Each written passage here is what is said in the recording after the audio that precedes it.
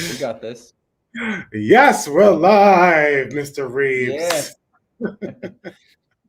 Some little challenges this morning, but here we are, Here we and are. it's September now.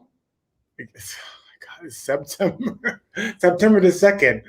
Happy Labor Yeah. Day weekend, I guess. Yeah. Or no, that's yeah. No, it's next weekend. No, it's this weekend. Well, Labor Day is the 6th. Right. So So, yeah. anyway, so Whatever. welcome to Dumbest Guide to Excuses with I'm Jimmy Allen, your loving relationship coach. I'm And we Kevin Reeves, the leadership coach, and we're here to talk to you about all the excuses that we make up, us included, uh-huh. why we can't get stuff done Yeah, or why we don't do what we want. right. And so today, this like for the shits and giggles, we're talking about what happens when you don't have excuses. What can you get accomplished? And today is a perfect example. Yeah. I was at the gym and I totally got a late start, and I was like, "Holy crap! Like, I can't leave Kevin hanging." So called him, "Hey, what time?" Boom, boom, boom, and here we are. Like, no excuses. And he was like, I just figure out, the flood in New York. I was like, nope. Yep. Let's get it done. You know what I'm saying?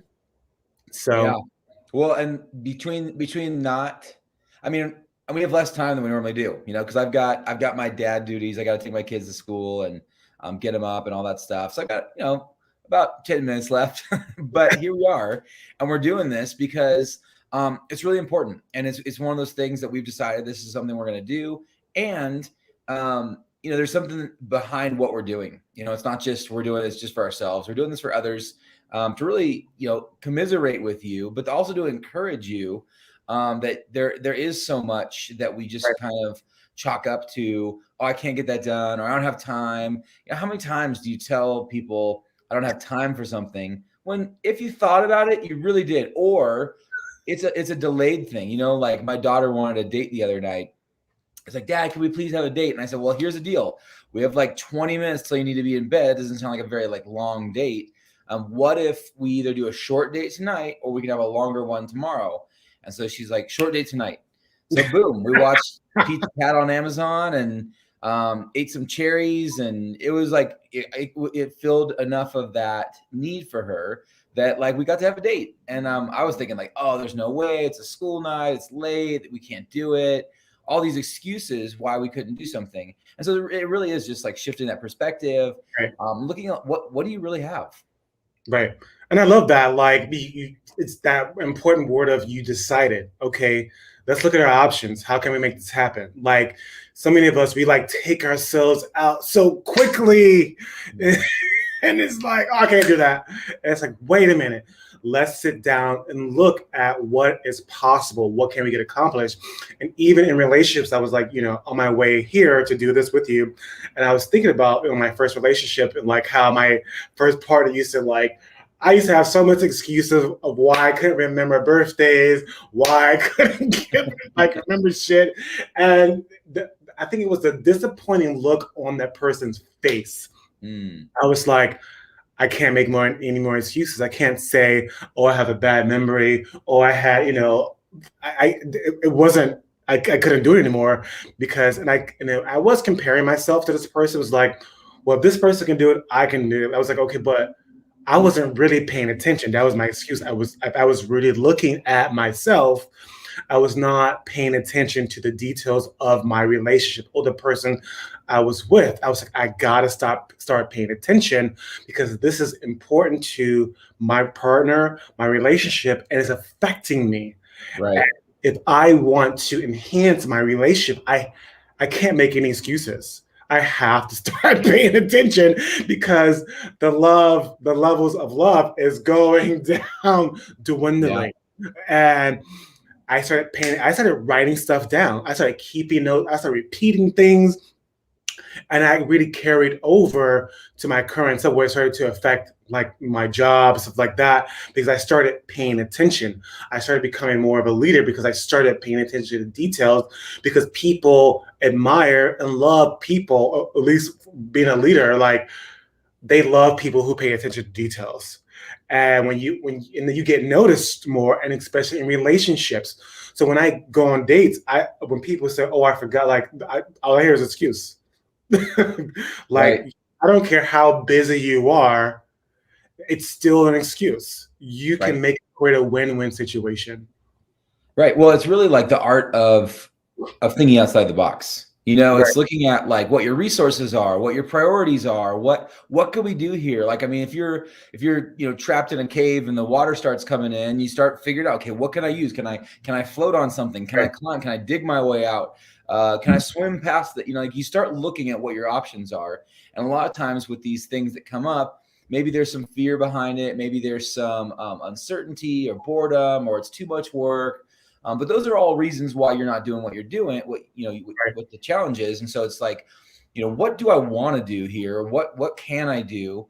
What's available to me? And I think when we start looking at those questions, that's what really can help us to see what is available to us, what is possible, and Right.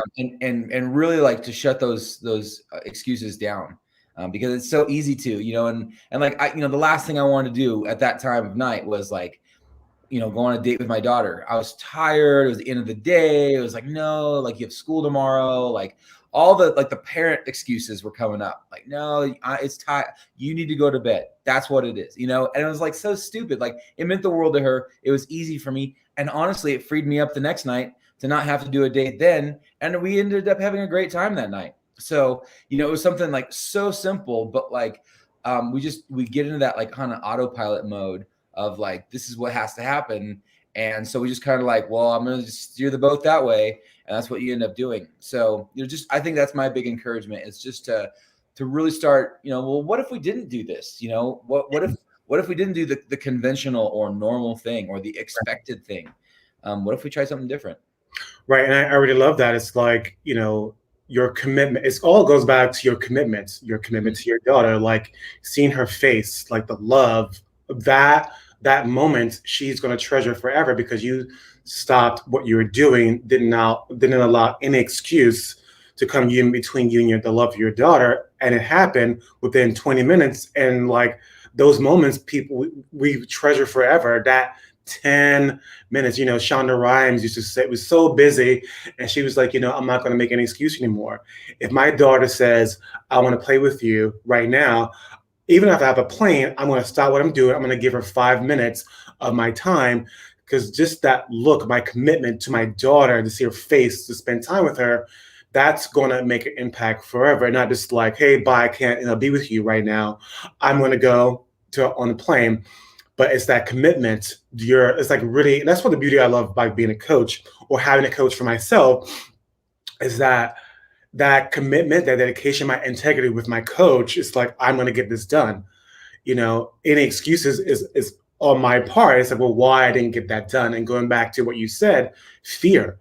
Sometimes fear, majority of the times fear, or belief patterns or systems kicks in, and we just like automatically take ourselves out. I just and we allow these things to impact what is really possible, instead of Mhm. looking at, like what you said, what is possible in this moment. Right. Well, I think that's so true, because it's like, you hit it on the head when you said we stop thinking about what's possible, because you think like, what would your life look like if you did all these things that you thought were quote unquote impossible? I don't have time. I'm too exhausted. There's not enough milk left. Like whatever the thing is, it really is that thing that you just put these things out there, and there's something more behind it. But what would your life look like really, what would it, how different would it be? And I think so many times, one of my guiding excuse things and kind of sources is what other people do. Well, people don't do that. This isn't normal. Like, what? Who cares? Like, do something different. Half the time when I do something unnormal or different, people were like, "Oh, that's so cool. I would have never thought to do that." But Right. it's that thing that like really can hold you back, of like, well, I just need to fit in. I just need to fit in. I need to look the same. And I think that's something that really can be a detriment to us.